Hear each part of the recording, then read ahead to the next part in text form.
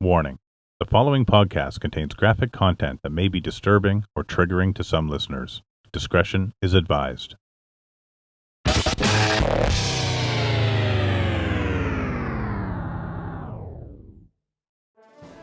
papatangosierradelta podcast is available free of charge thanks to the support of Cracked Armor. Their mission is to raise awareness for PTSD, TBI, and mental health to support those who struggle.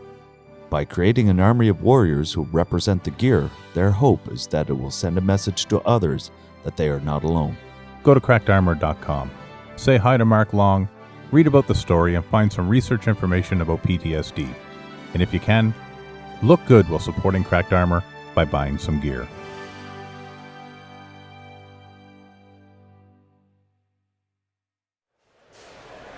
(10-9). Did you say Papa Tango Sierra Delta? 10-4. There's so much left to do, so many things I wanna say, and I say, don't make the change. If it rains every single day, I'll fight to blow it all away.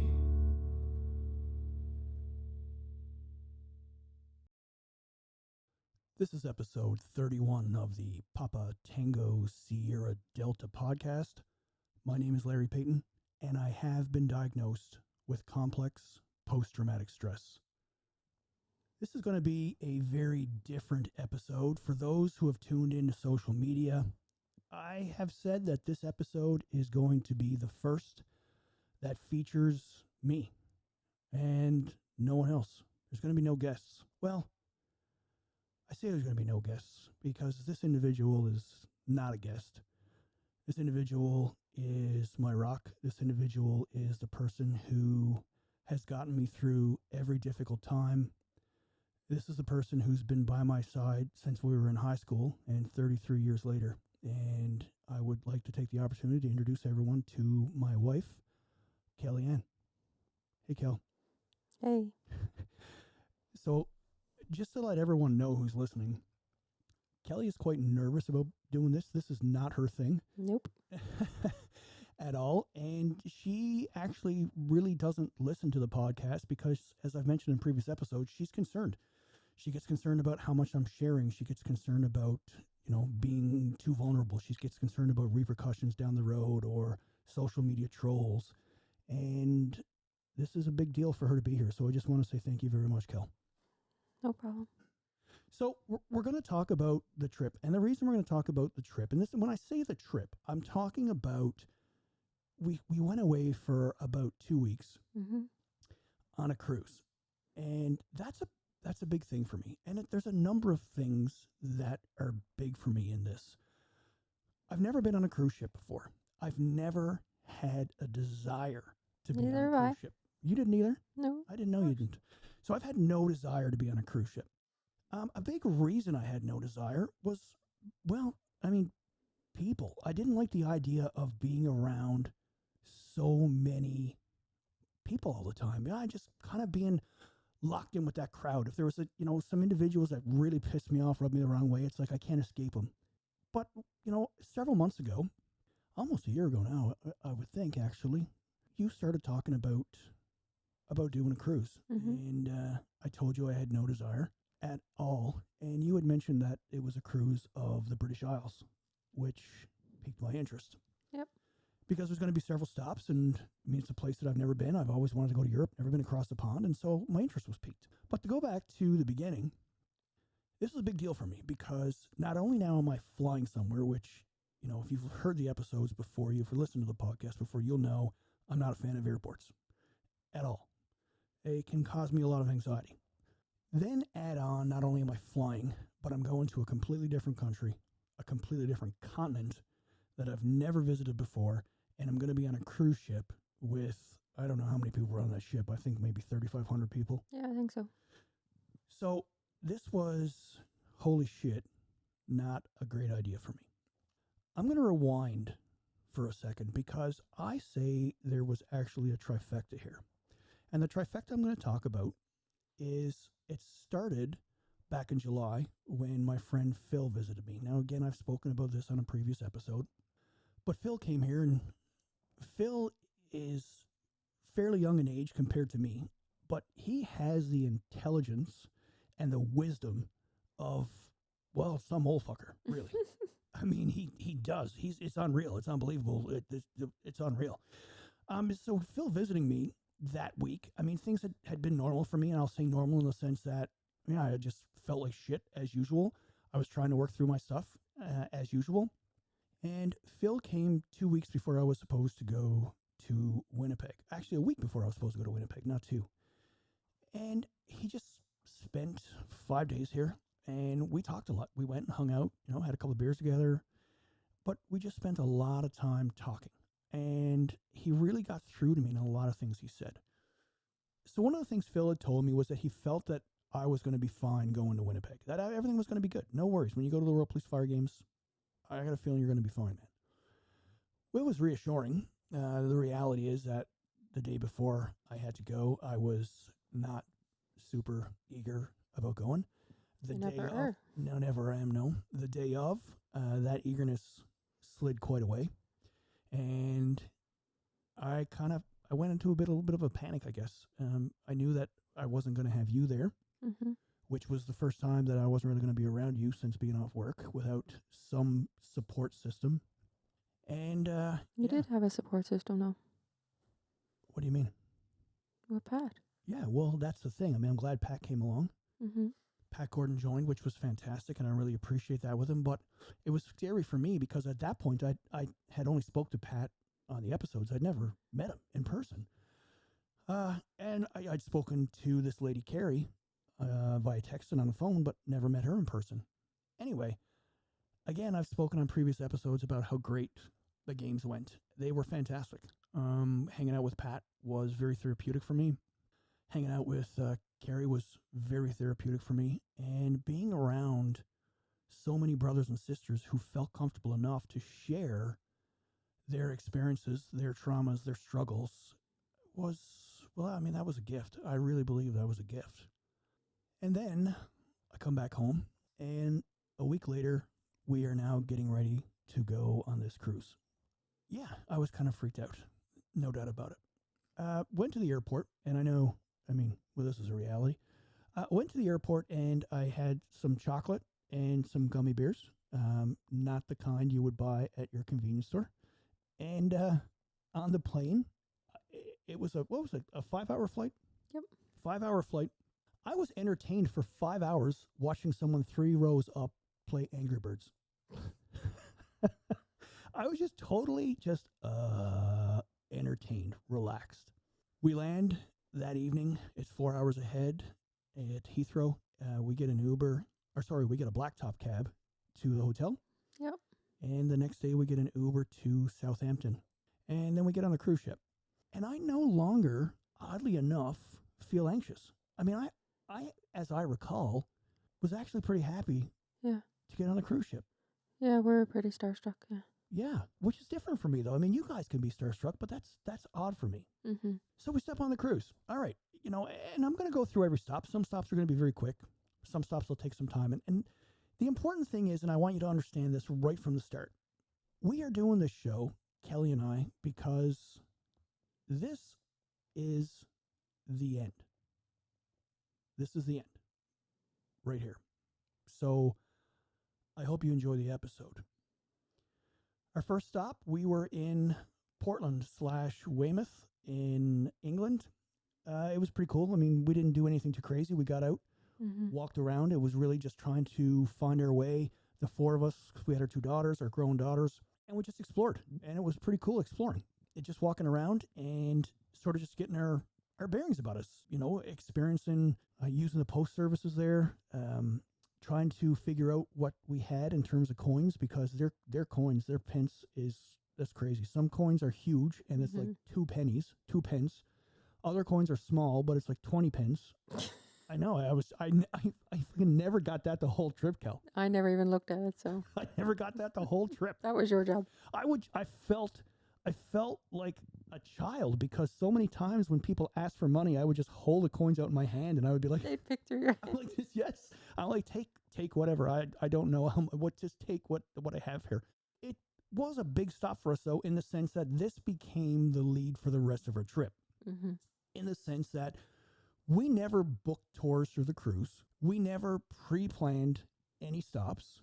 We just got off the boat, spoke to a volunteer tour guide from that community or from that town, Yep. and then went exploring. Mm-hmm.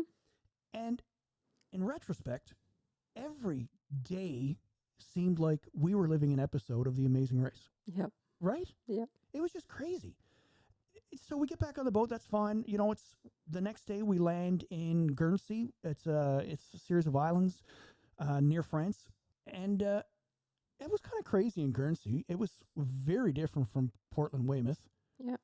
Things were quite busy down there. But one of the things that was cool was that we took a bus and visited a Nazi occupation museum. Yeah. So the Nazis had occupied Guernsey, which is the only piece of England / the UK during the Second World War that they ever occupied. And it was quite amazing, I thought, to go through there. You've seen a lot of Nazi regalia. You've seen a lot of letters that were sent from people, read a lot of stories. I was actually pretty intrigued by that. Yeah, I'd have to say the same. Yeah. So that was cool. That was neat. We didn't do a whole lot more in Guernsey. It ended up raining pretty hard. Oh, we got soaked. We got soaked and we got back on the boat, and that was pretty much that. The next stop then was in Cove, although it looks like it's spelled Cobb, C-O-B-H, Cove, in Ireland, which is in County Cork. Mm-hmm. And again, we got off, spoke to someone, and just went and did our thing. A lot of people took buses to go to Cork. We decided just to stay in Cove, which I thought was really nice.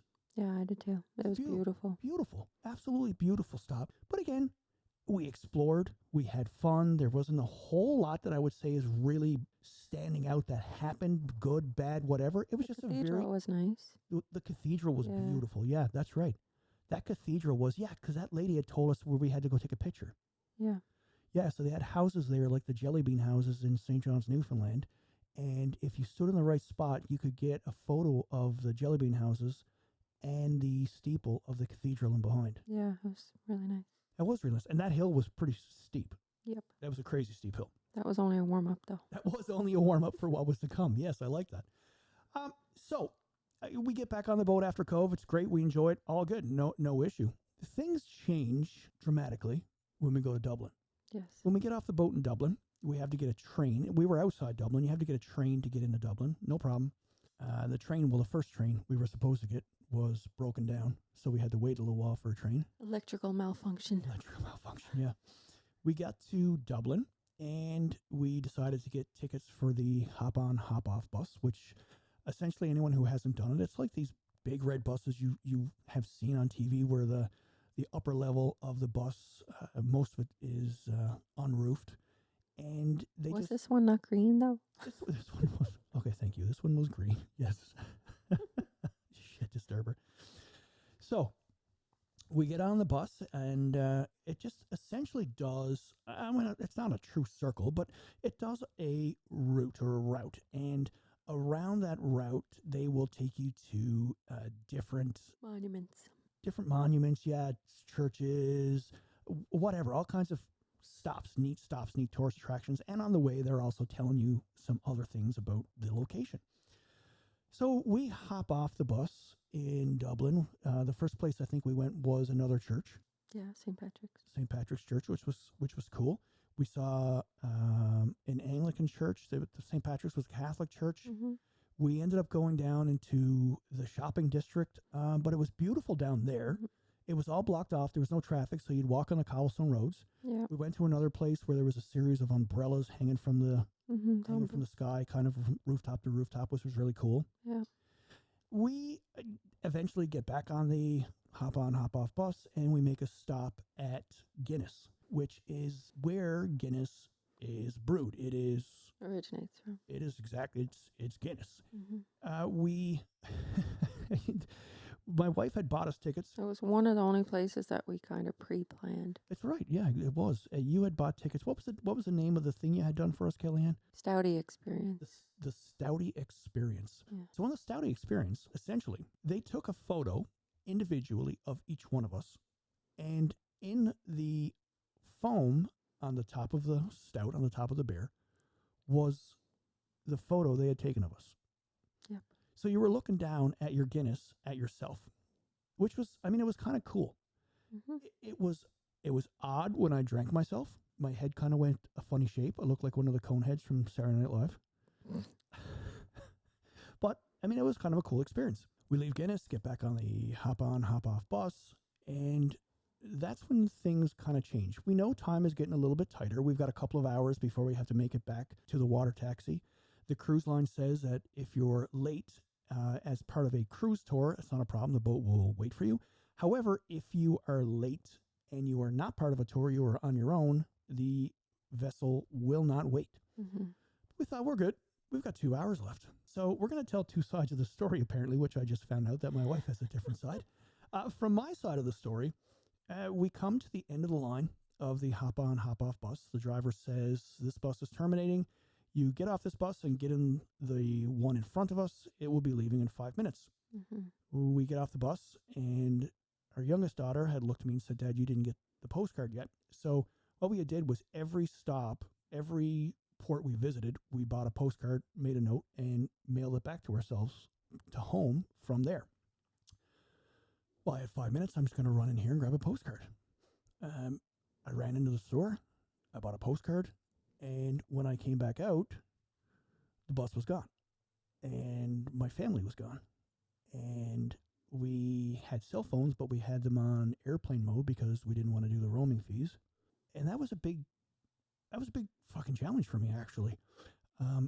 Because here I was in a foreign country, knowing time was tight for us to get back.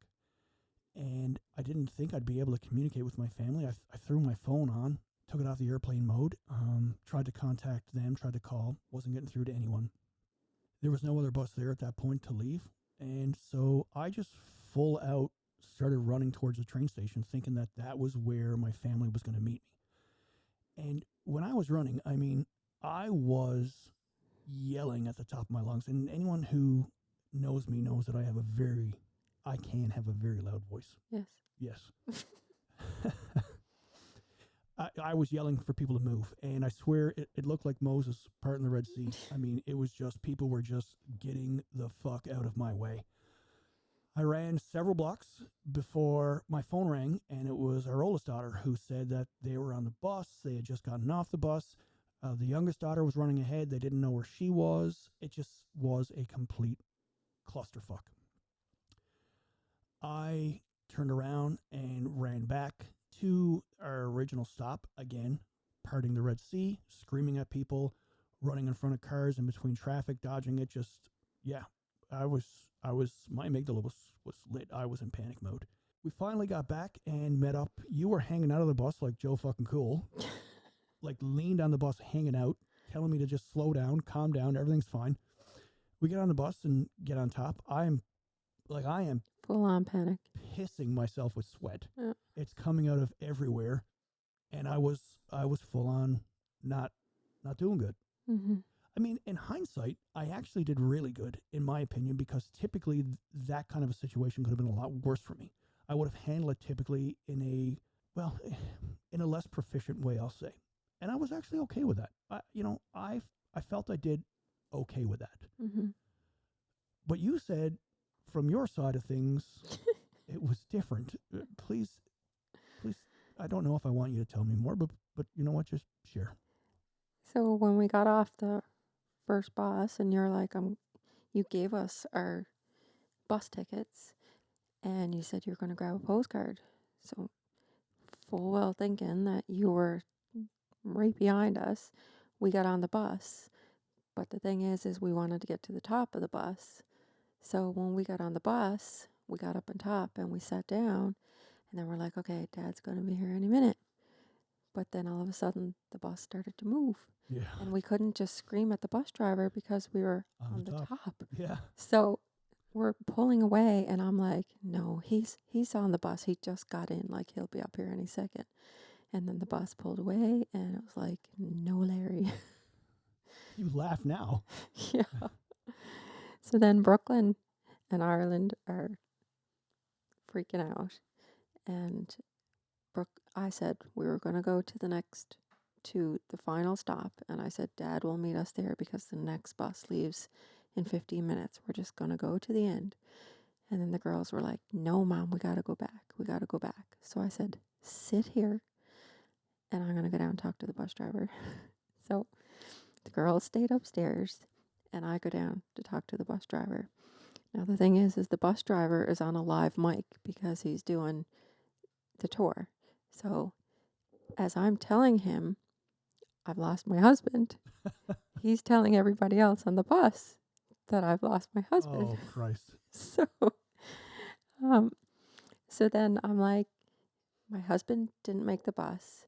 I said, can you message the next driver to tell him, to carry on, and we'll meet him there. And then he said, so you've lost your husband? And I'm like, yep. I said, we've been together 33 years. And I said, I've never lost my husband. He said, funny thing. He said, I've had people lose their cell phones, lose their wallets, but he said, I've never had somebody lose their husband. So everybody on the bus is hearing this story that he's talking to me, how I've lost my husband. So he's like, what's your name? And I said, Kelly. And he said, and what's your husband's name? And I said, Larry. So he's like, okay. He said, everybody on board. He said, we have to reunite Kelly and Larry, Oh, my who God. have not been apart for 33 Oh, my God. years. Oh, my God. So then he said, we're going to circle around to this next stop, which will bring us basically across the street from where Kelly and Larry separated. So he said, when the bus goes down to the stop, everybody on the bus have to yell out, Larry. So Larry can run across the street and get on the bus, and we'll carry on. So everybody on the bus, as soon as we stopped, were ready to scream out Larry. But we couldn't see Larry. Larry was gone. Because we didn't know at that point Larry was running to the train station. Well, and this is what I want to say is because Larry at this point is in like fucking meltdown. I'm freaking out. I don't know where my family is. I feel like I'm running like the Flash. In retrospect, I probably was like the Fat Flash. I don't know. I'm sure it was not a pretty sight. I feel that Peloton cameras were not on me to capture this wonderful moment. And yet, this sounds great, what you were experiencing. Yeah, well, not great, but I mean, we were pretty stressed, but it wasn't what you were going through. So when we got to that stop number 3, and everybody was ready to yell out your name, and we couldn't find you, at this point, I went up and got the girls, and we decided to get off the bus because the bus that was right behind this bus, the 15-minute one, was still parked there. So we thought if we run off this bus and run across the street, we'll get on that bus that you were probably already on. But as we're getting off that bus, Ireland is talking to you on the phone, and you said you were going to the train station. So we're like, oh my God, so we have to get on this next bus that's 15 minutes behind the original bus to try and make it to this train station. So we had no idea where the hell you were in regards to where the bus was leaving and where the train station is. Now, in hindsight, you probably never would have made it to the train station. I felt I was going to. I felt I was close. I don't think so. But when we were reunited and the bus took us there, I felt that I probably was not nearly as close as I thought I was. Yeah. So anyway, you were stressed out trying to reach us. So when we got on the second bus and you weren't there, the bus driver tried to get Ireland to give him the phone to talk to you, to tell you where to go, because he knew probably what you were seeing, whereas we didn't. But Ireland was too stressed out trying to talk to you. So I put one foot on the bus. The bus driver said to the girls, you guys come in and go sit down. And I'm like, I ain't sitting down on this bus. I put one foot on the bus and one foot off the bus until I seen you, because I'm like, this freaking bus is not leaving. And so that's when I finally catch up and look at you like Joe fucking cool, calm as can be, I'm like, calm down, you're here. hanging all off the is bus well. like you just owned it. Yeah. Well, Unreal. I kinda Unreal. did, but So Dublin, the cool thing about Dublin is, traffic then, Dublin I found was actually a pretty chill city until it was traffic hour. Then it clogged up pretty quick. yeah. It took us a little while to get to the train.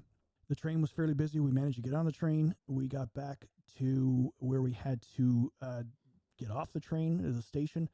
And we took us a little while to find where the hell we had to get the boat, the shuttle. Finally we did, and we found out that we were actually on the second last shuttle. Well, we missed the train, Right, yeah.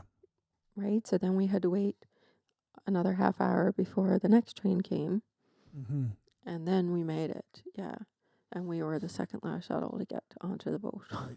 And as we were on that shuttle and going back to the boat, the last shuttle was starting to dock, and that would have been that. Like, we just made it by the skin of our teeth. Yep, pretty much. The cool thing is that, and this is one of the things I spoke to Anita about today.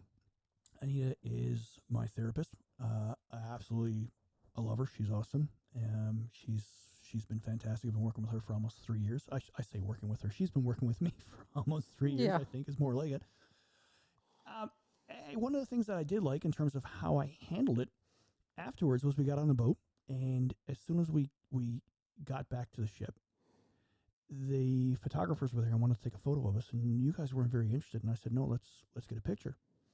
And then I said that we had to put our hands on our faces, kind of like that Home Alone sort of scream when he puts cologne on for the first time. And that ended up turning out to be, I think, the best photo that they had taken of us the entire trip. I agree. And it just was kind of like, oh, Dublin. Like, you Dublin. Damn, Dublin. You kind of gave us a kick in the ass. Mm-hmm. It was pretty cool. The Irish kick in the ass. An Irish kick in the ass, yes. We're going to take a quick break, and after the break, we're going to come back, and we are going to talk about the rest of the trip and answer some listener questions, as well as then clue things up to let you know about the end. Hey, everyone. Thanks for tuning into the podcast. If you have experience with post-traumatic stress and would like to join me for an episode, please reach out to me. You can contact me via direct message on Instagram, PTSD_podcast, or you can send me an email at papatangosierradelta podcast@gmail.com. Cheers. We are back from the break. Thank you very much for sticking around for the Papa Tango Sierra Delta podcast. This is a very different episode, no doubt. I hope you are getting some level of enjoyment out of it. I was not in Dublin, but my wife seemed to be getting some laughs out of it. So the next stop ends up being Belfast, which is a place I've always wanted to go. I've always been interested in the history of Belfast, been always interested in the Troubles. It was kind of neat. Actually, you know what? Before I even talk about Belfast, I do want to say one thing about Dublin. When we got back on that bus and we were driving through the city, I don't know if you remember this, Cal, but we came upon a series of statues. And one of them was a female who was facing us. And the bus driver had said, if you look at, I think it was her left breast, I'm not sure which it was right or left, I think it was left. He said, you will see a hole. That hole is from a bullet during the Easter Rising of 1916. And that was actually, wow, I kind of took my breath away. Then we get to Belfast, and I let you know in Belfast that we are going to be meeting with a friend of mine. Mm-hmm. And I say a friend, and at the time, I use that term probably liberally, because we had only actually met during the World Police Fire Games in Winnipeg. John had stopped by the booth. Mm-hmm.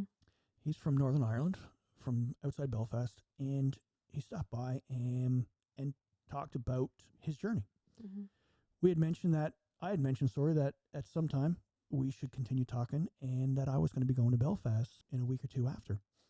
So we kind of exchanged numbers, and I kind of thought, I'll reach out, but I'm not really sure if he's going to reach out back. It's kind of cool, whatever. We had spoken before we got to Belfast. We had touched base, and he said, he wanted to come spend the day with us if that was cool with us. And I recall that was a bit of a concern for for you Mm-hmm. and for the girls because you guys didn't know anything about him. Nope. Nothing, right? Nothing. And you were concerned. Absolutely. Yeah. What was your concerns? I don't know. Just the fact that we were on our family vacation and this person was a stranger and had no idea what to expect. And yeah. Okay. I will tell a bit of the story about Belfast, but I just want to fast forward to the end and let's just say, what was your thoughts of John at the end of the day? Awesome guy. Absolutely remarkable man. Yeah. Like just a complete and utter salt of the earth, Yeah. grounded, caring, compassionate, Yeah. just a fantastic man. Yeah. I think he had a good time with us too. I think he did too. Yeah, I think it was, it was very therapeutic for me, and I think it actually was for him as well. Hopefully. I think, yeah, and just spending time with our family was, we call ourselves the Core Four. We get along very good. We shipped across the country together. When I got a new RCMP, we had no one else, and we just had to really depend on each other. Yeah. So, yeah, we get to Belfast, and we meet up with John. We hop on the on-off bus in Belfast. I'm not sure what color that one was. Do you remember? Yeah, it was green too. Okay. You're in Ireland, right? It makes sense, yeah. So we get on the on-off bus with John, and we kind of just start going through some things, and we hop off at an earlier stop in the tour, which was the Titanic Museum. We had been told that the Titanic Museum in Belfast was the best one. Yep, that's right. So we tried to go see it. However, it was packed solid. That was not going to happen, so we had purchased tickets for Later in the later day. that day. Yeah. We had went, and there was a White Star Line ship that was still there, that was still in original condition. We got to do a tour of that. Yeah, the nomadic. The Nomadics, that's right, yeah. And we eventually get back on the hop-on, hop-off bus, and we stay on it for a while. And what was amazing to me is we get taken through the parts of Ireland that experienced the Troubles. The parts of Belfast, I should say, that experienced the Troubles. We came through what was obviously a very, there was a lot of history there, but there was also, you could feel the tension still. Yeah, right? 100%. You could, yeah. The wall murals were unbelievable. Calling out different groups for murders. As we're going by, the bus drivers telling us about, an explosion that had gone off here, a bomb that had gone off there, how many people were killed. There was a child in this one. And, yeah, it was something else. Then we decide to take a stop at a prison, and we do a tour of the prison. It's an older prison that was shut down. The Kremlin jail. What did you call it? Kremlin. Kremlin? Yeah. I don't think that's what it was called. What was it then? I don't know. Maybe it was. I think it was. Fuck, I don't know. Anyways, the neat thing about this place, which blew my mind, was it's literally right across the street from the prison is the courthouse. And underground, because it was not safe in Belfast to be trotting prisoners back and forth above ground, so underground they had built a tunnel where they would walk prisoners from the prison over to the courthouse and come up. And we got to go down through that tunnel for a little ways. It was kind of eerie. Yeah. It was pretty dark and dank, and I don't know, it was very danky. Very danky. It was wild. We got to experience the prison itself. They started talking about the number of hangings that have been done there. Yeah. They showed us a lot of monuments, just in terms of, there was a mathematical calculation sheet there on velocity of from what height and what weight of the prisoner, would be the required amount to break a neck and strangle him for the hanging. It was pretty wild. Then we got back on the bus. It took a little while for the bus to come. We looked like we were in a bit of a rougher part of Belfast. And the bus driver took us to the Peace Wall, which was amazing. Yeah, it was very cool. It was very cool. So, for people who don't know about the Peace Wall, it's actually bigger than the Berlin Wall.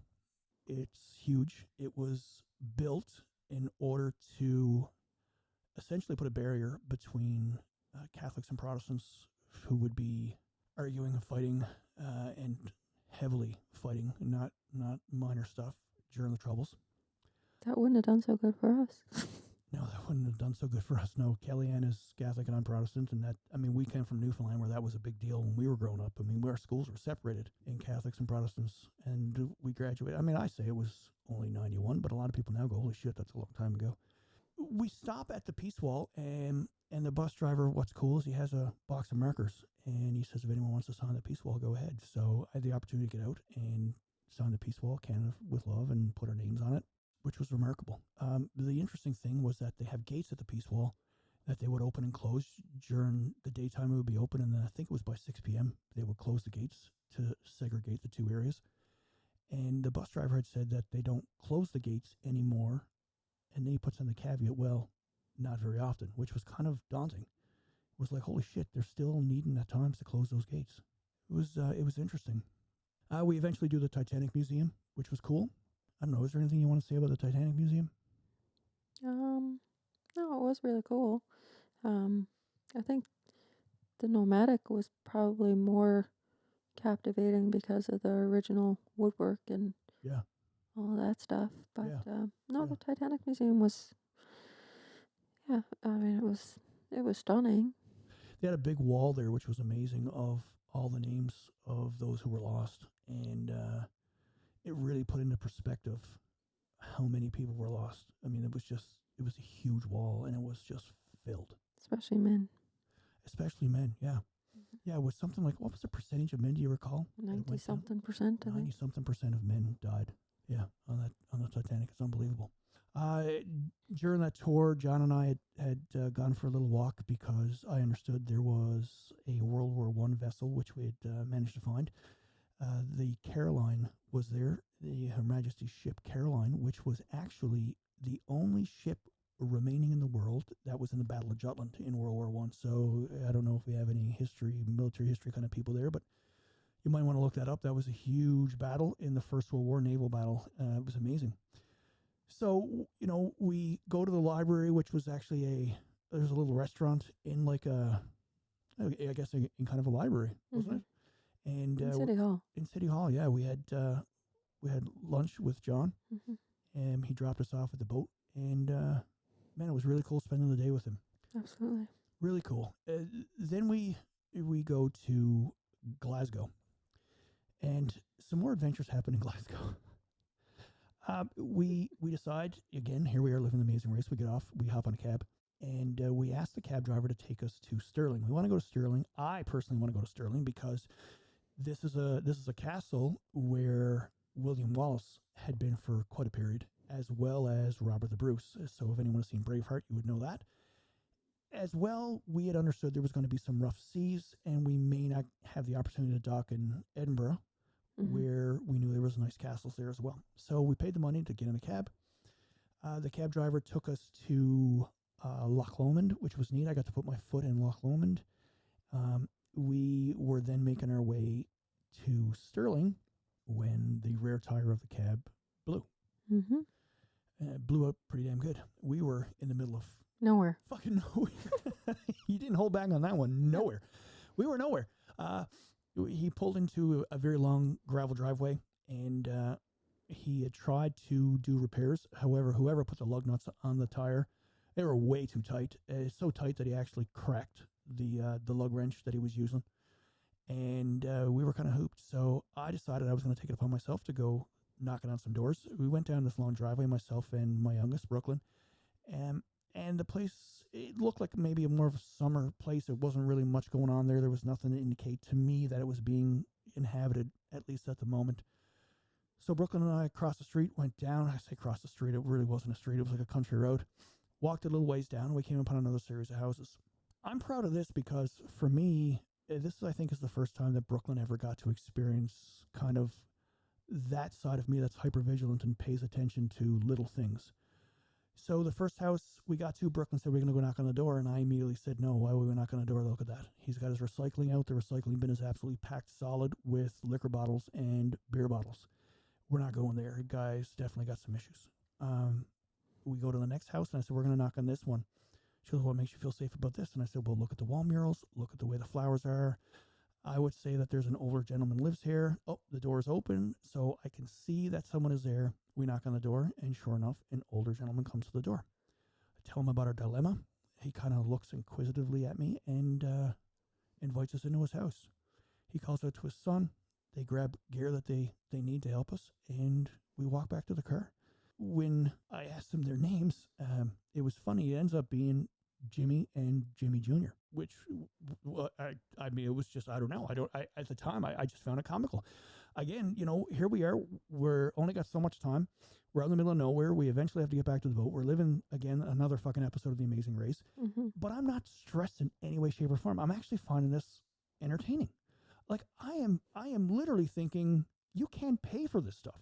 This is fucking amazing. Well, you guys didn't even know the first part of the entertainment, because before you ever found Jimmy and Jimmy Jr., when you went to that first house, me and Ireland watched you guys walk down the driveway. And as you're walking down the driveway, there's about 25 or 30 sheep that literally ran right towards where you and Brooklyn were walking. So me and Ireland were like, oh my God, look at this. They were like bulleting right towards you guys, because they're like, I guess they were wondering if they were going to get fed. So then when you guys turned back up the driveway on your search to cross the street, but that was really funny. That was cool, yeah. Well, we didn't notice that until I noticed the sheep when we were turning around and coming back, but they were on the other side of the field at that point. I had no idea that they were running up. Yeah, when they realized you weren't feeding them, they were like, shag that. Forget you guys. Yeah. Which is, I'm very glad, because, I really, as you know, I do not like being startled.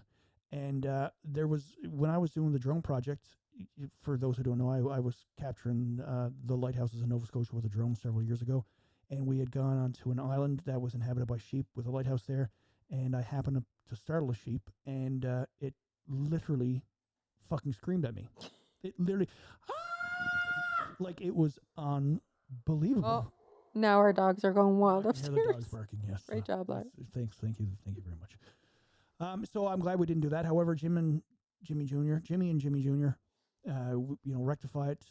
I offered to send them something. They absolutely refused. They will not provide their address to me. They just said they just were happy to help. We go to Stirling. We get a quick look at the castle. We happen to see that there's a monument there that was way off in the distance for William Wallace, and that his sword was actually entombed. The theory is. The theory is his sword is entombed in that monument. Yeah. We go through Stirling very quickly. We didn't go through the whole castle. We kind of just did a quick tour around because we knew we were kind of got sidetracked with our flat tire. We kind of got sidetracked. And then when I go to get back in the cab, there's an individual there who knew our cab driver and wanted to talk to me because he had served with the military, and he, for some reason, was posted in Jasper. And so he just, was telling me how much he loved Canada, how much he loved the Rocky Mountains.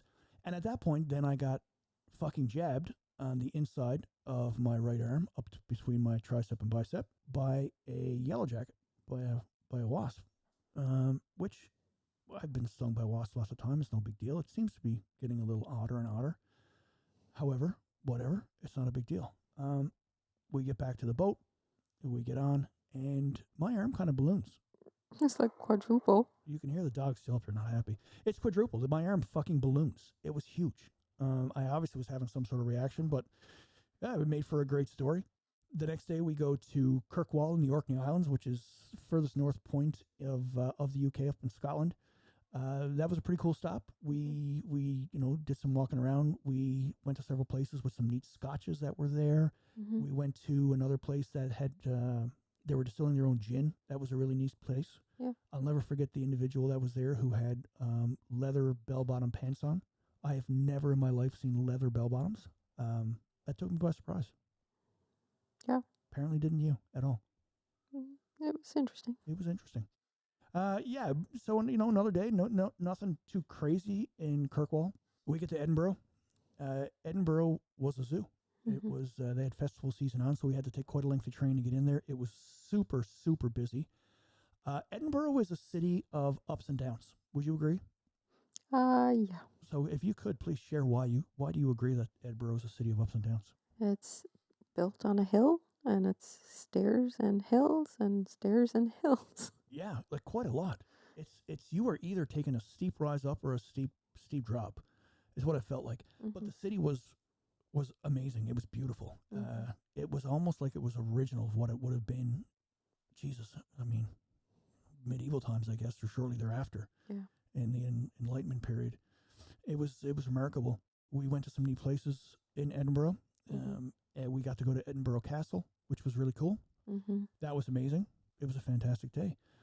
The neat thing was, is on the way back, we went through the train station, and we had asked the train station is huge with multiple levels. We had asked which platform our train was on, and the individual had told us that it's over there, but the train was just about to leave. So again, I can't say this enough, like the Amazing Race, we start running, and that train was Left. it was I think when we got there, it just pulled away, and it might have been 25 feet away from us, Mm-hmm. and was leaving, which meant that we had to stay and wait for another train. The reason this part is interesting is because shortly thereafter, a couple comes up, and I noticed that they're wearing lanyards, the same as ours from our boat. So, of course, you guys are on the boat. Start talking. Where are you from? They're from Canada. Oh, well, what part of Canada are you from? Well, they're from Ontario. Okay, cool. We start talking, go back and forth. What do you do? I'm RCMP. They're police officers outside of Toronto, both of them. And so, of course, I get into talking about mental health issues and post-traumatic stress. And that is when she had said that she had gone back to school and got a PhD. And she was doing a lot of work in her organization with regards to mental health. And we've since connected, and it was a really neat stop. Again, I'm sharing these pieces because it's all going to come together at the end. Not that I'm a fatalist, but there seem to be a lot of things that fate put us in the direction of people that we really otherwise would not have been. Mm-hmm. Would you agree with that? Yep. After Edinburgh, we get on the boat again. We spend the night at sea.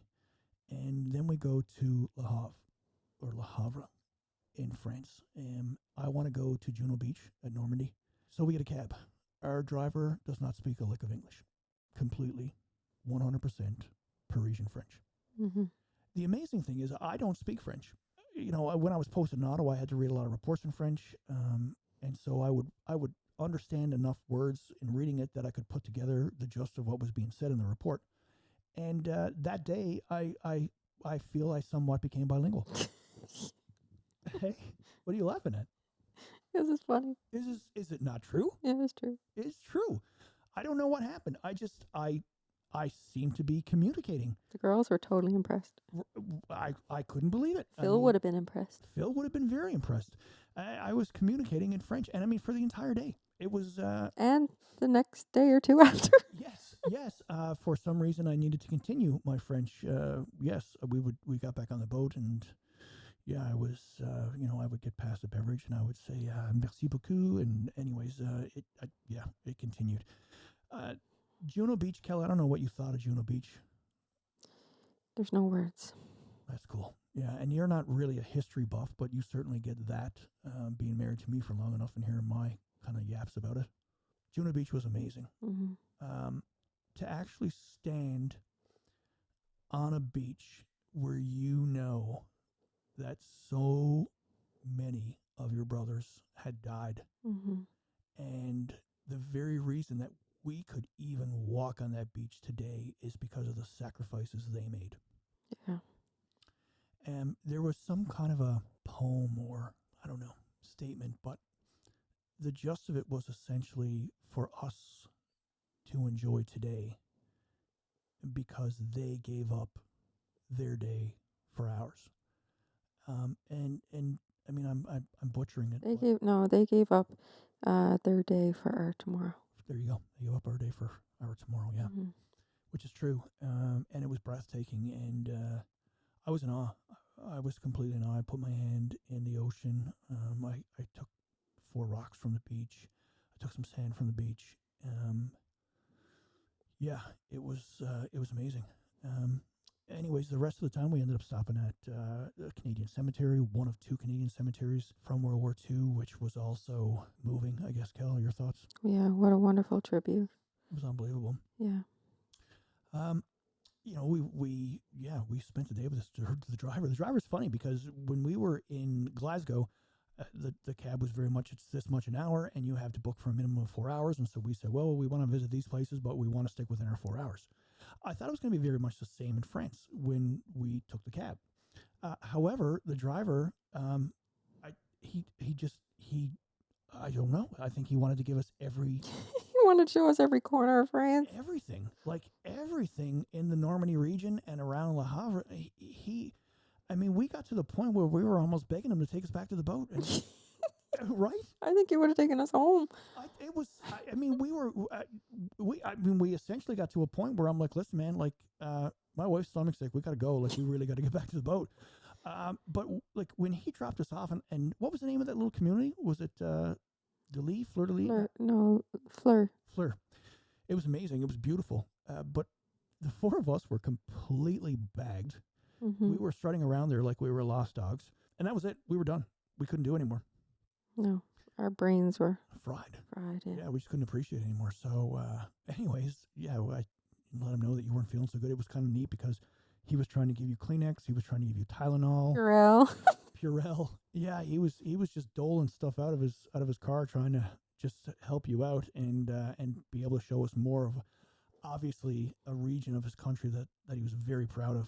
Yeah, he was very proud. But he had a right to be proud. It was beautiful. France is beautiful. And I don't know, people sometimes speak ill of the French over there, but every encounter I had with anyone over there was amazing. Mm-hmm. They were wonderful people.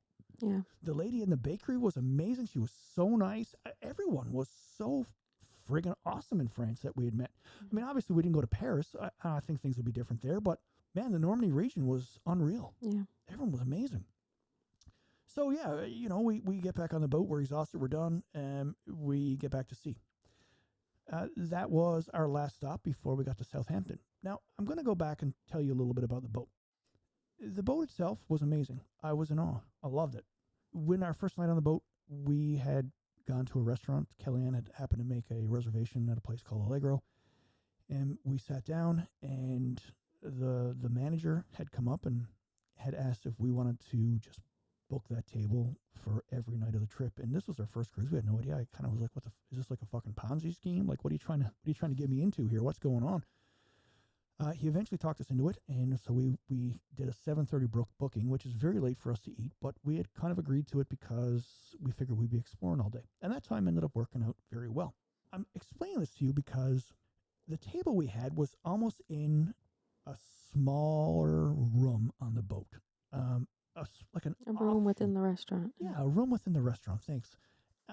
And the people in that room at that time, we kind of started becoming really, I don't know, like... Friendly. Yeah, that's fair to say. Quite friendly. I mean, it used to be every night. You see the same people. Hey, how you doing? What's going on? Blah, blah, blah, blah. We had two individuals who sat at the table right next to us. And they were amazing. They became our boat family.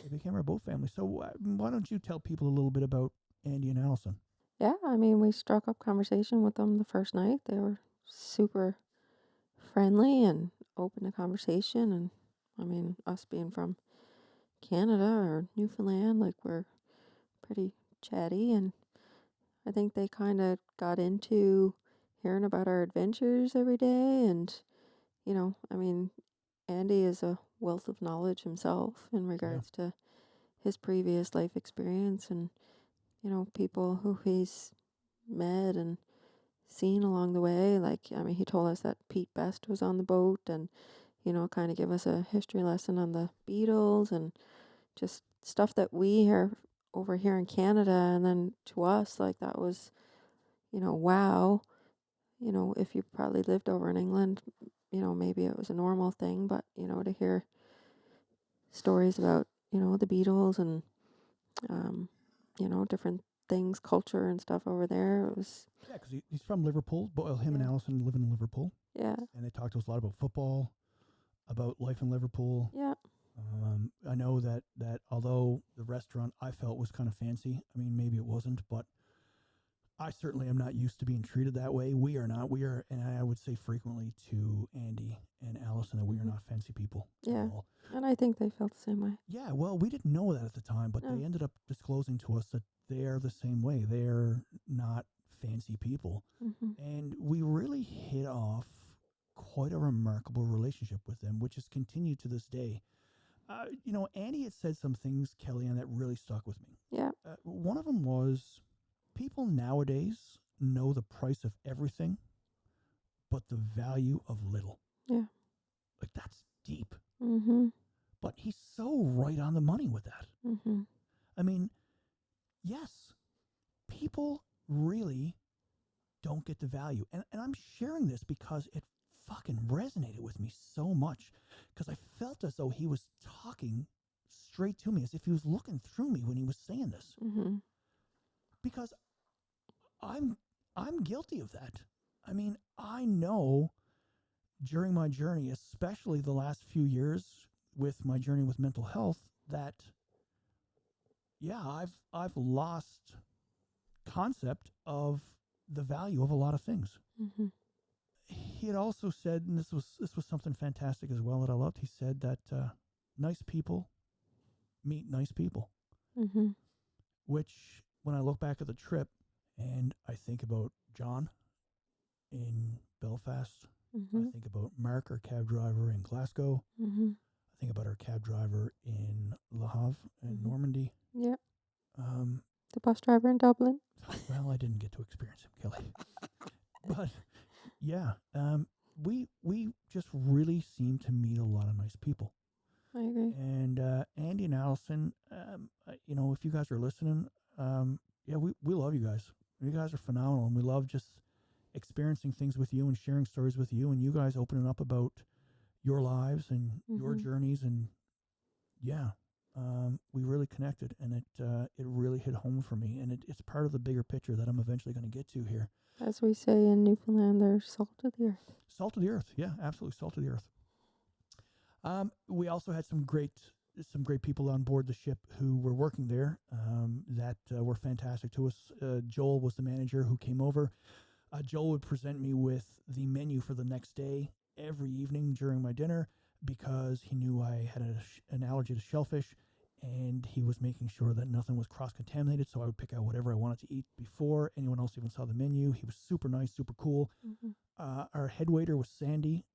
I would ask sometimes Joel or Sandy, you know, when I was looking at the menu, I can't decide between these 2 or 3 things. I'll let you guys decide whatever you think is the best. And Sandy would end up bringing out kind of all 3 meals on one plate, or pieces thereof. And yeah, Sandy was phenomenal, amazing guy. Then we had Udiah. Mm-hmm. Udiah was kind of scared of you. You scared me, yeah. Yeah, that's just ridiculous. He was afraid he was giving you too much bourbon.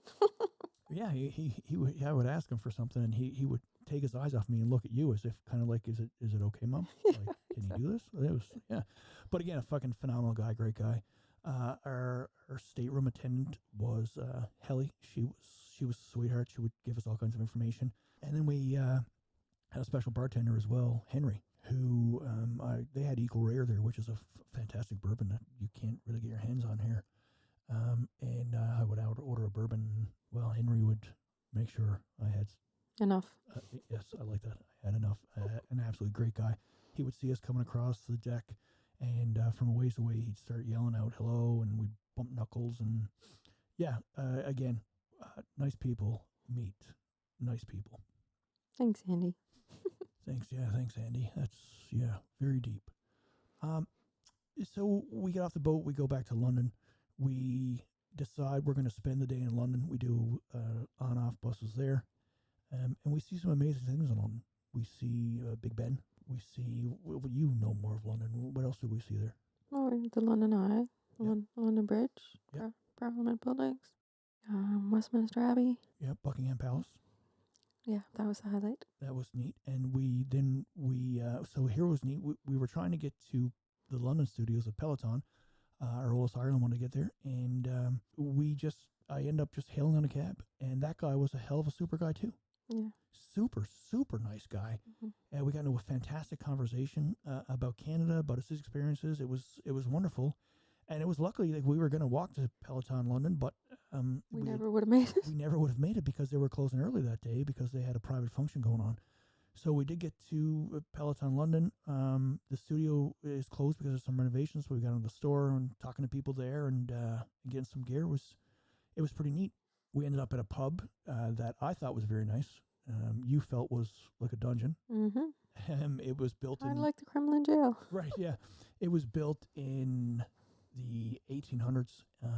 And anyways, I knew it wasn't a place that my girls wanted to be, so I had a quick pint and we left, went to another place. We ended up getting an Uber from another fantastic guy that evening who had taken us by Harrods and just extended our trip because he was just proud of the city and wanted to share some things with it that we didn't get an opportunity to see.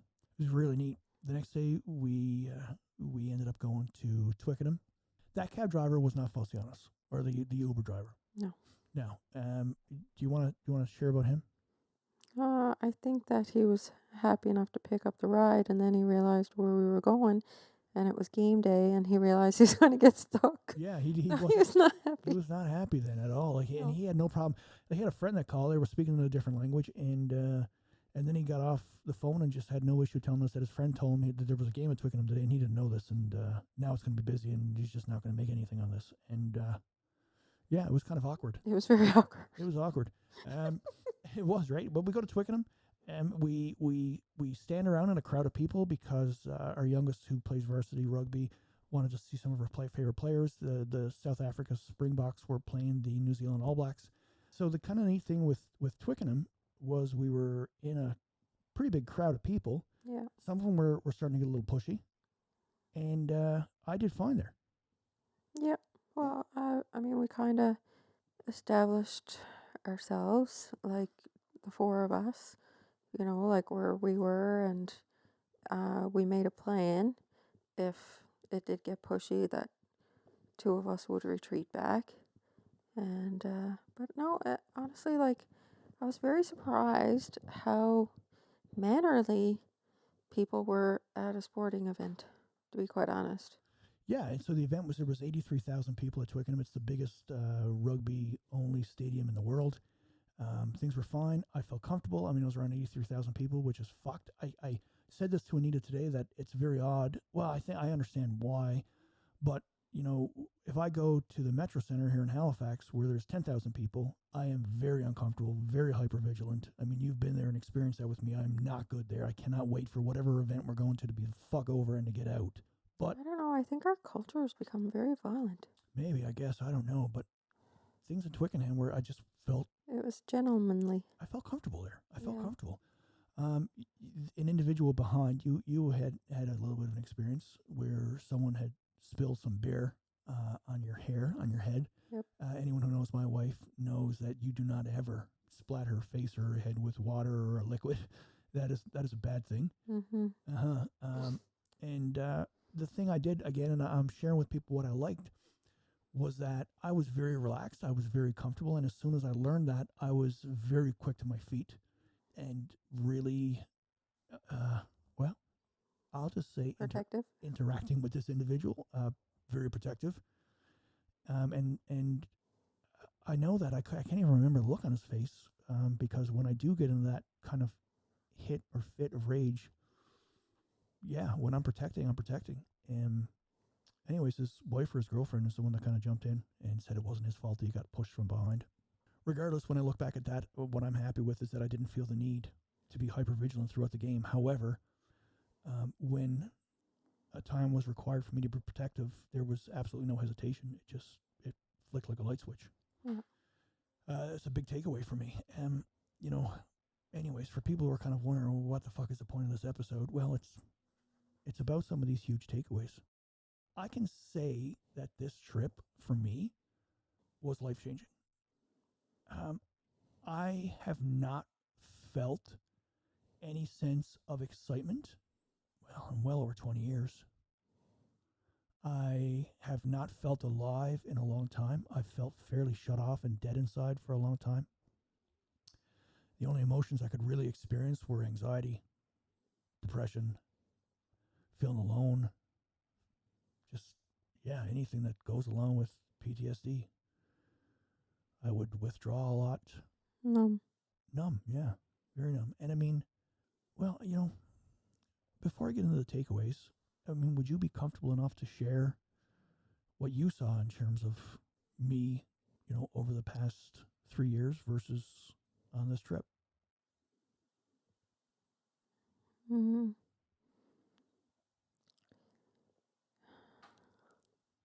No? You can say no and I can edit it out if you're not comfortable talking about it.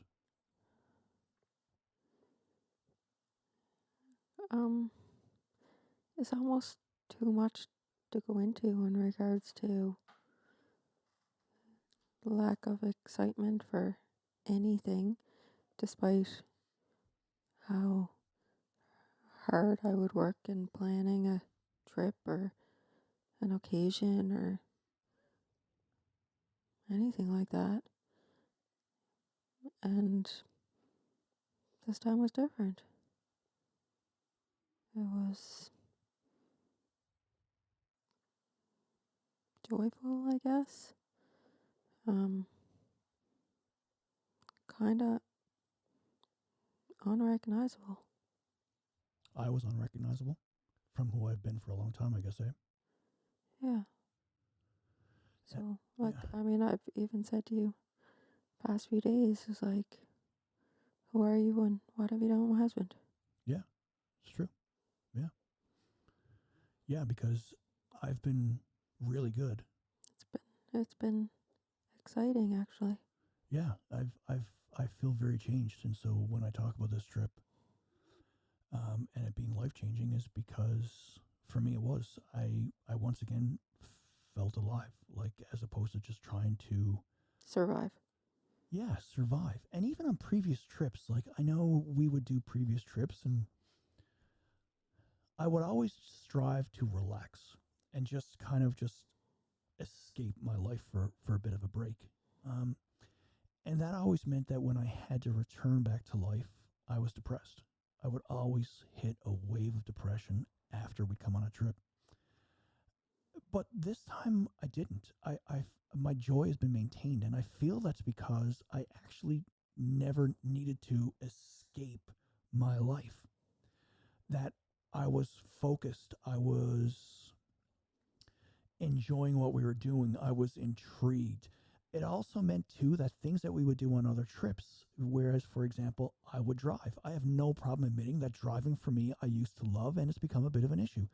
I struggle with road rage. I struggle with clenching my teeth, being stressed. I struggle with, if you're driving or the girls are driving, that I'm very protective. I feel people are kind of up your ass, fucking tailgating, but none of us had to drive here. Mm-hmm. So that was removed. My support system was always there. And as much as you're always with me, but you didn't need to break away for anything. You didn't need to go to the grocery store. You didn't need to go to Costco. You didn't need to cook. You could just spend time with me all the time. Mm-hmm. That was a huge deal to me. Feeling appreciated. I mean, I have no issue saying I mean, yeah, I love my team at work, and I feel appreciated by my team, but I haven't felt appreciated in a long fucking time outside of that. As a matter of fact, it's been the polar opposite.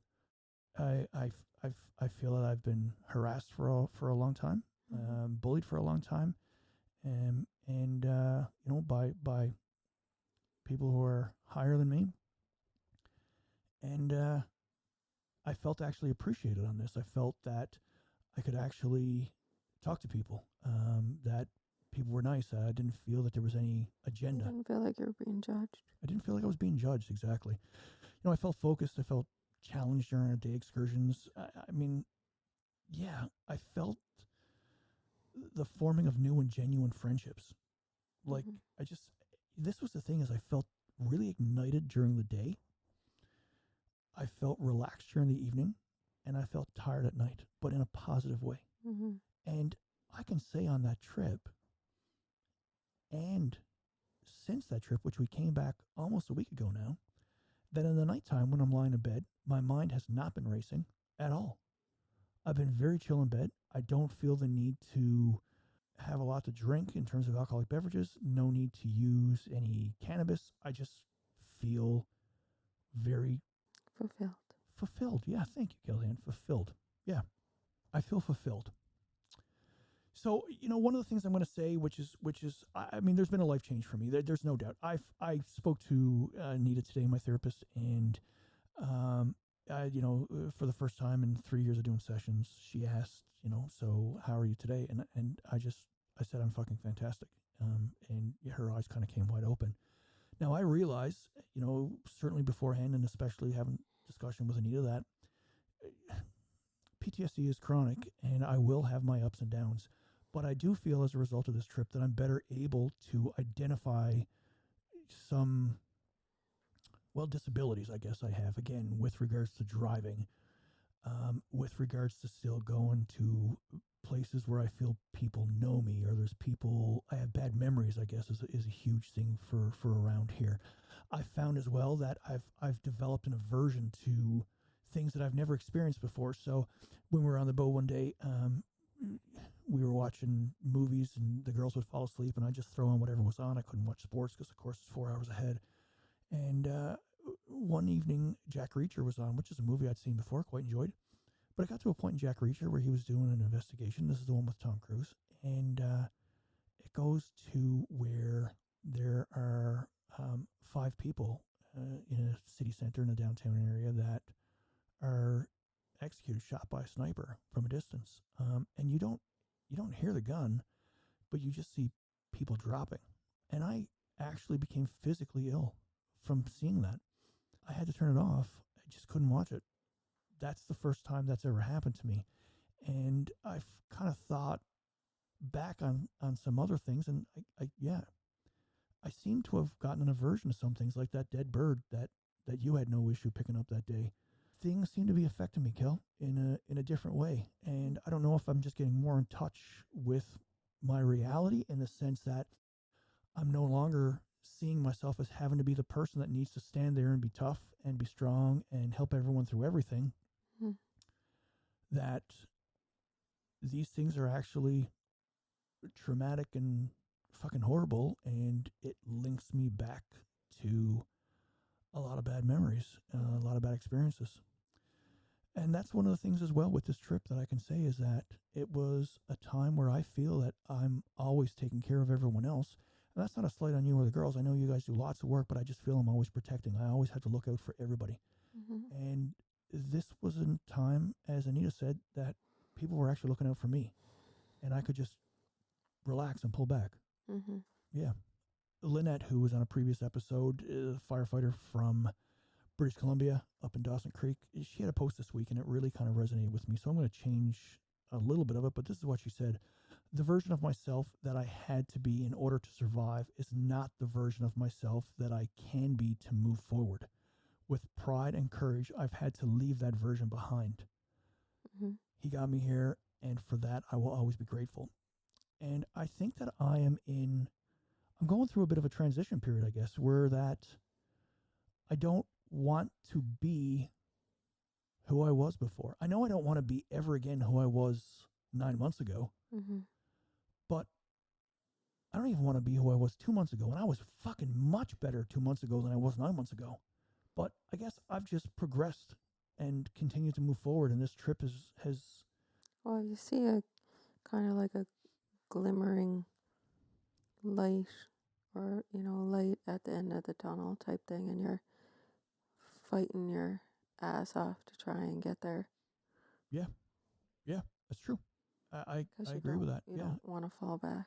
I don't. So I know I'm going to have down days. I know I'm going to have hard days. But what I'm going to try to do is remember how I feel right now and how I felt on that trip. And regardless of the difficult times, that I need to know that I can once again feel joy. I can once again feel excitement. I can once again feel happiness, that is not dead inside me as much as it seems dead. Mm-hmm. And one of the things that really kind of hit home with me when we were at the dinner table last night, and I'd said to you, was people always say, good things must always come to an end.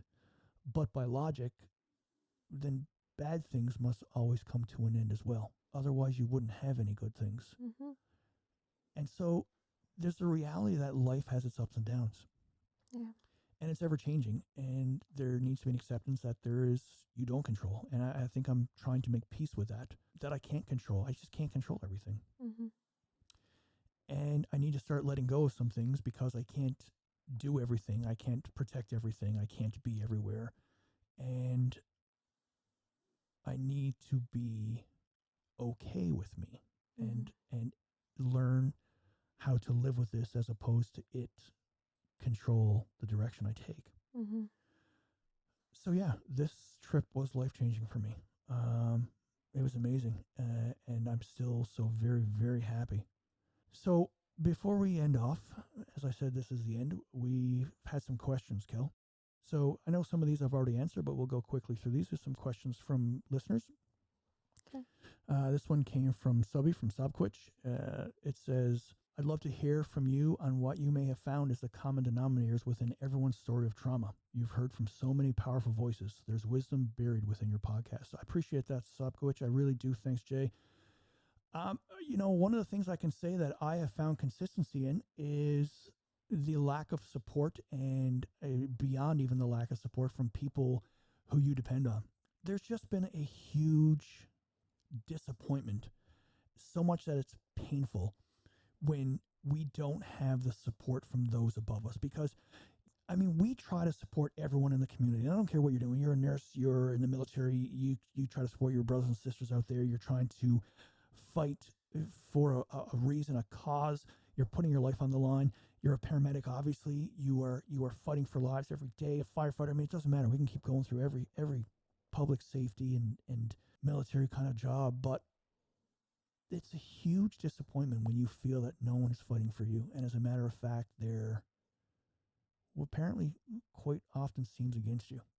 And so one of the common things I think I've seen is a real lack of a support system, a lack of feeling a sense of trust that you could talk to people, a sense of trust that it's okay to not be okay. What I think Yeah. a common denominator would be is every single person that you spoke to and every single person that's suffering with The post-traumatic stress disorder, is each person is the biggest warrior because they're fighting for something better. They know that this is not the norm. The struggles are real, but everybody who reaches out, and even those who don't reach out, know in their heart and in their mind that there's something better that they can strive to find. And I think that's what keeps a lot of them going.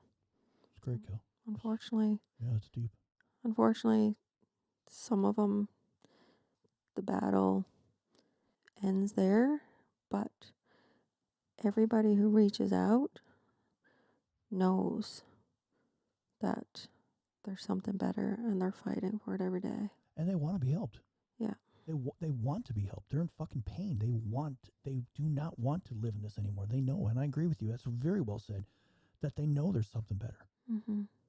Yeah, beautiful, Kelly. I appreciate that input. So, Sylvia, I hope that answered your question. From Carrie out in Manitoba. Here's something I'd love to hear your thoughts on. Tough part of living with PTSD is learning how to handle the error messages you send yourself, like the hypervigilance because you aren't safe even though you are. The nightmares that make you relive things over and over even though they happened in the past and never again. The fight against sleep even though you're exhausted. The voice in your head that says you're weak and gave up too easily even though you almost waited too long to step off the job and get help. It's the bloody error messages. Yeah, I mean, my thoughts on that are, well, I mean, you're hitting head. That is post-traumatic stress. That is the reality that, your brain composition has changed because it's constantly, or sorry, I shouldn't say maybe constantly, but it has frequently been in a state of survival, of fear, of fight, flight, fawn, or freeze, of protection, of being around bad things, bad people, bad situations. And so it becomes, well, your brain composition changes. You just think bad a lot, and because that's kind of all you're used to experiencing. I mean, let's think very much in terms of a dog, and I think I've used this before, but if a person smacks a dog, the dog is going to eventually lean back every time that person comes towards him. And eventually, every time a hand even comes towards him. And so if that dog gets saved and that dog gets rescued and that dog goes to a beautiful home and an absolutely wonderful person who's never done a damn thing wrong in their life, they're like They're still imprinted. they're still imprinted. That dog is still imprinted, and it is going to pull back when a hand comes towards it because things have changed. And so here we are with a dog that it's getting these error messages. It's reliving things that aren't present because they've experienced it so long. And so I know my error messages become part of my survival. And I mean, I know we talk sometimes, even Kelly, about negativity, where, for example, one thing that you do is if we're watching, I don't know, a hockey game and it's World Juniors, Team Canada's playing, and it's the first 5 minutes of the game and they get down by a goal. Mm-hmm. You typically will go, that's it, they fucked the game, we're going to lose. And so, as sort of a metaphor, that becomes a coping thing for you, that you are needing to start imprinting upon yourself that they're going to lose the game so that you don't feel the level of disappointment later on if they do lose, that you've set yourself to that. And so I really believe that's the same thing with the error messages that Carrie's speaking of, that I am setting myself that this is not a safe place, even though it is, because I have lived so many times that it's not. I am staying awake and not going to sleep even though I'm exhausted, because I know, and through my experience, that bad things happen a lot of times in the evening. The voice in my head that says, I'm weak and I gave up too quickly, even though you pushed as hard as you possibly could. That as well is imprinted on you it could be from childhood. And then a lot of times I know, just in terms of my experience, it was suck it up, buttercup. You need to move on. You know what you're doing. You know what you're getting yourself into. And so these things become a coping mechanism within ourselves to be able to not, I think, be caught off guard later on and have that, again, akin to the hockey game, that disappointment that you are always in ready mode because you've been hurt so many times. Yeah. Sound fair to you? Yep. This is a question that comes from Daniela, and I think this is something that you can really, have some say in, Kel. Daniela says, was there a point where you were hiding what you were going through from your spouse? If so, at what point did you open up to them about it? And then a follow-up, did your relationship with each other change after you shared, and in what ways? So I'll answer this first, Kel. I don't think I was ever really hiding things from you. I think all I was hiding from you was the traumatic things I was experiencing. Like, I wouldn't come home and tell you that I just came from a car accident where an individual was ripped open from the inside of one knee to the other, that there was a decapitation, that took the firefighters about 30 minutes to hose down the inside of the vehicle because it was so splattered. And there's so many more I can go on and on with, but I didn't feel the need to come home and say that to you. But I don't think I was hiding anything from you. I think a lot of times what I was trying to do is, when I was at work, be a cop, and when I was at home, be a husband and a father. And so again, I feel that I was protecting you, but it was never a sense that I was trying to keep you out of the loop. And, going back, and I've said this before on the podcast, that it was actually you that recognized that I was going through some struggles before I did. You were the one that said I need to go talk to someone. Yeah. Right? Yeah. So, I was fairly open. I think the reality is that I was open as I could be, but I wasn't any more open with you than I was with myself. I really wasn't connecting what was going on inside of me. So, I wasn't sharing stuff with you because I didn't realize it. I didn't know. I too didn't, I kind of wanted to protect and live in a bubble as well. So, I don't know, I don't think you kept anything from me, but I kind of wasn't overly curious either. Yeah. You shared what you wanted to share, but beyond that, I was happy enough not knowing. Sometimes living in a bubble is not a bad thing. Yeah. Yeah. How often do I say that? I really wish I took the blue pill instead of the red one. Because, I mean, as much as I've always wanted to know, yeah, it's not fun either. And then she says as a follow-up, did your relationship with each other change after you shared, and in what ways? I think that's something more for you to answer, because in fairness to me, I will say that the change in our relationship was that I was more irritable. And so things that you were doing that were not wrong seemed to really just irritate me, the simplest of things. I was angry a lot. I know you guys would walk on eggshells, wondering what version of me you were getting at what particular time. I know that I felt at times that I didn't know if I should be here because I knew I was hurting you guys. I was making you sad, but also knew that I needed you. So, I mean, I wouldn't say for me there was necessarily a change in the relationship after you knew things. I just think that it was me for the last 3 years struggling with trying to find out what the fuck was wrong with me and why it's wrong with me, what I can do about it. Why don't I understand it? What is happening? I need to understand what is going on. And that a lot of times the unfortunate reality is that you and our relationship was kind of collateral damage to me trying to get through what I was trying to get through. I never changed. I've 33 years together. I've never cheated on you. I've never said I want a divorce from you. I've never, nothing like that. I mean, we've had a fantastic marriage, I believe. That's a very deep question. It's kind of hard to go into it in just a couple of minutes. Yeah.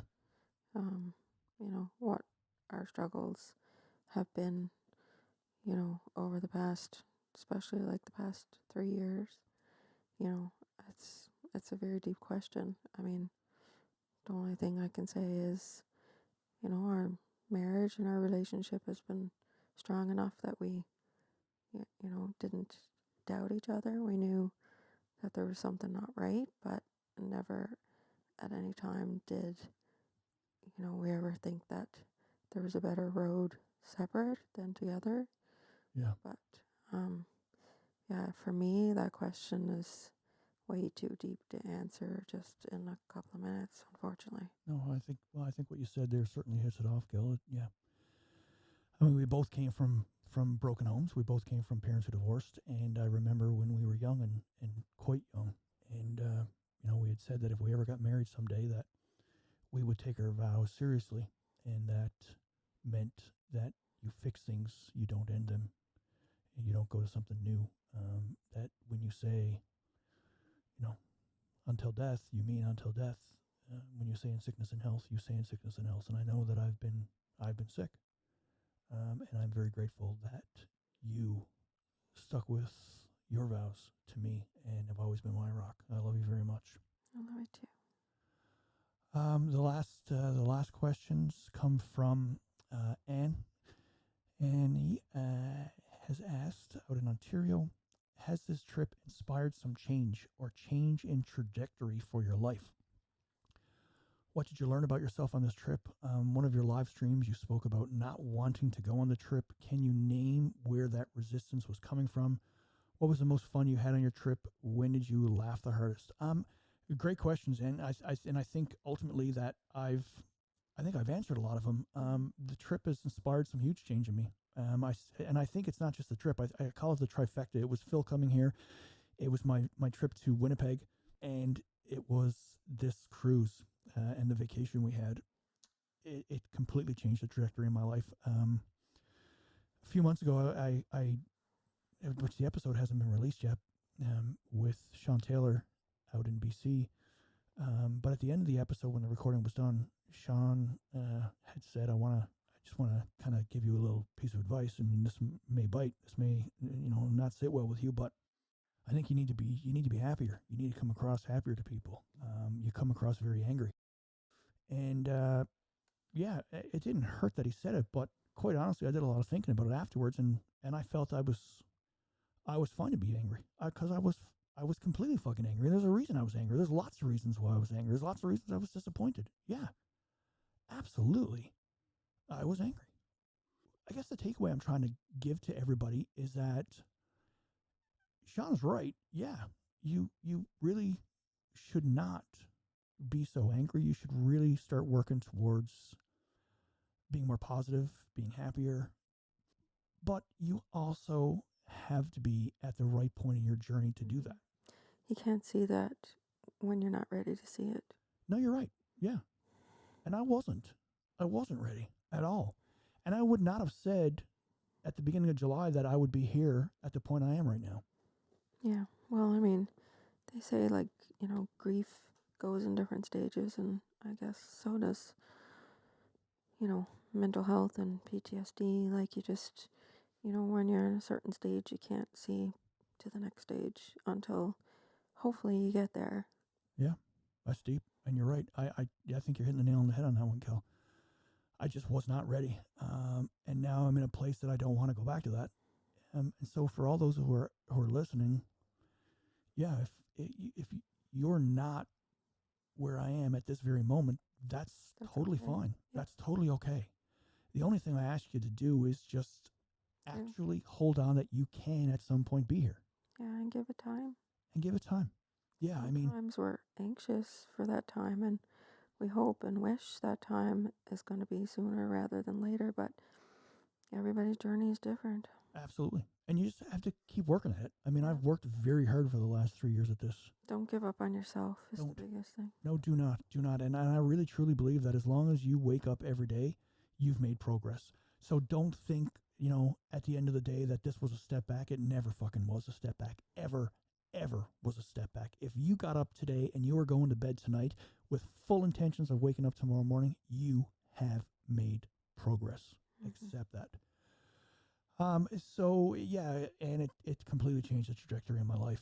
It's gone in a total different direction where I'm seeing things, and it's funny because you sat across from me in Winnipeg, and I could see in your eyes that your trajectory had changed from when we had spoken several months ago. I could see a change in your eyes, and I was envious of that.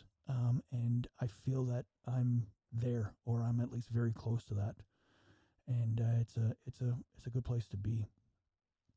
I spoke a lot about what I learned about myself on this trip, and I learned as well that I do have disabilities with PTSD. They're going to stay with me forever, and it's about now for me just trying to recognize those and trying to mitigate them as best as I can. So yeah, I will always be trying to find things that seem to activate me. I know, like I'd mentioned, driving. I know too many tasks coming at me at one time makes me feel overwhelmed, and I can really shut down, get angry, enrage. I will always be protective of my wife and daughters. And so, yeah, it's about trying to identify for me what those activations and maybe triggers are, and either being as prepared as I can or recognizing what's going on and mitigating from there. On one of the live streams you spoke about not wanting to go on the trip. Yeah, no, I didn't want to go, as I mentioned earlier. And the resistance was coming from I didn't want to fucking be around people. I didn't want to travel. I'm safe at home. When I leave here, it's a much bigger world to try to protect my wife and my kids. I do not know anything about these countries I'm going to. Yeah, I've read about them, but I've never been there. I have no idea the people. It just became a very potentially scary place. And my biggest fear was a lack of control. And if I can't control it, I can't keep it safe. It's just like the calls I went on. The moment that I attended a call and got control of that situation, that I was safe then because I control the situation now. So that was a huge resistance for me. What was the most fun you had on your trip? I don't know, Kel, what was the most fun you had? If you say that fucking bus driver that was calling out to me and saying... That was funny. Yeah. Was there something that sticks out for you with the most fun? Mm-hmm. Or when we laughed the hardest? I'm sure there's some inappropriate things we've laughed at that we can't share here. That's kind of the way we roll. But I don't know. I just feel like we laughed a lot. We had a great time. Our days were very similar in regards to, we got off the boat and we had to gather as much information as we could. And then, like, before lunch, we were all walking around kind of shell-shocked. And then we kind of relaxed and we kind of enjoyed what we were doing as time went on. And then as it got like closer to like supper time, we were like, wow, what a great day. Yeah. But it Yeah. was just, I don't know, like to say, like, I mean, yeah, we laughed and yeah, there was stressful times, but, I don't know, the majority of it was, I don't know, it was just something different that we've ever experienced. It was, it was all, for the most part, positive. Um, I don't know, it was just, I feel very, very close with you right now, and with the kids. I just feel it was something that it we've bonded needed to us. do as a family for a long time Yeah, because of me. I agree. I mean, even though we've been together in regards to like all four of us together, like through, the past few years, um, I don't know, I just felt like, it was the first time we could kind of just exhale. I like that. Yeah. Yeah, we could exhale. It was no holding breath anymore. Mm-hmm. Well said, Bebs. Well said. So that's all the questions. That's the questions, and we come to the end of this episode. And the cool thing about I'm going to say about this episode is it's going to have very, very little editing. There were some times in the episode that I may have belched. That's coming out. We can't have that in there, right? Right. You would probably go just leave it there. No, that's coming out. Our youngest called at one point. So yeah, I had to come off air for a second and just let her know we're recording. So there'd be like some minor editing like that. But otherwise, you are hearing me without any editing whatsoever. So if there's pauses, if there's a bunch of ahs and ums, if there's sniffles, it's there. And it's staying there. The big thing I want to say with that then is this is the end. Well, that's not the end. We already discussed this, that it's more of an evolution to the end. It is. It is an evolution to the end. So the Papa Tango Sierra Delta podcast is not over. What's over is the way it had been done in the past. So will we still have guests, or will I still have guests? Yeah, absolutely. But I'm not going to put the time into editing as I did, because for a long time, for pretty much the entire duration of the podcast, it's been a full-time job. Mm-hmm. And more than a full-time job. More than a full-time job. And as Andy had said, you know the price of things, but rarely seem to appreciate or realize the value. And on this trip, having not done any editing, any podcasting whatsoever, I realized that I have been spending way too much time at it and not enough time with you and with the girls. And I have decided that I need to rejig my focus and not put as much time into that. So does that mean that the podcast has to end? No, it doesn't mean the podcast has to end. It's not going to end. It does mean, however, that I will not be doing the editing that I did before. So you will hear things more in the raw. If you like that, cool. If you don't, cool. But this is the way it's going. Also, I am 50 years old and I'm going back to school on Monday. And so I'm working towards my master's in counseling psychology. I'm already busy. I'm going to be busy, but I've already been very busy with doing readings and prepping and, all the introduction and orientation stuff. And, it's online, so I've never done a course or a degree online. So it's going to be a very new experience for me. And the reality is that I just will not have the time between needing to refocus my priorities and needing to do this course to do the podcast. So the podcast, the editing is not going to be there the same. No. I'm going to plan on continuing once a week. If I can't do it once a week, then I'll do it twice a week. Or I'll not twice a week. Jesus, what am I trying to do here to myself? I'll do it every 2 weeks. Or I'll do it every 3 weeks or whatever. But the podcast is not going to end. It just needs to change. So when I say it is the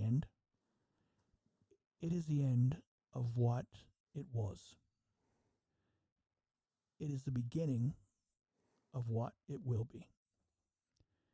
I'm going to still be talking to people about their journeys, about their struggles, but I'm also going to try to ensure that each episode talks about how each one of the guests has survived, what they've done to grow, what they plan on doing, what their aspirations are, what it is that they can share with others that will help them get through. Just something that actually gives us some light at the end. That will be the new Papa Tango Sierra Delta podcast. In the meantime, I really appreciate that you've sat and listened. I really appreciate your support. I really appreciate the messages and emails you send. I just really appreciate you. My name is Larry Payton. I have your 6. Please have mine.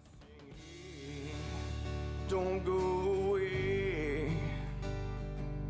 There's so much left to do, so many things I wanna say, and I sing. Don't make the change. If it rains every single day, I'll fight to blow it all away.